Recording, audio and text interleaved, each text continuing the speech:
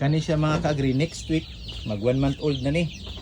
So by ubay ni hapit ni 500 ka buok, mga 400 ka pinday ni. So muna ato ang stocks dire karon as of now. PM lang mo. Nakahabol pa mo ani sa ilaha. Grabe ba ni kalagsik ayo. Mga paano to ni aw. Tik ayo ni sila.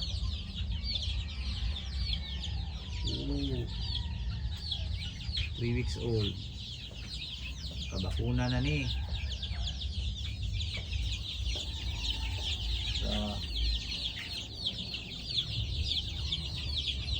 Yung bati. PM lang mo mga ka-agree.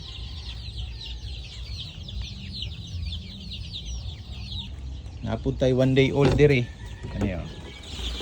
Karoon lang yun i-harvest na to. Tag 150. Napod dire. 200 rani sila kabuo. 150. Okay. Ang 1 month na to. And next week mag 1 month. Sa 300. PM lang mo, Digo City, Davao del Sur.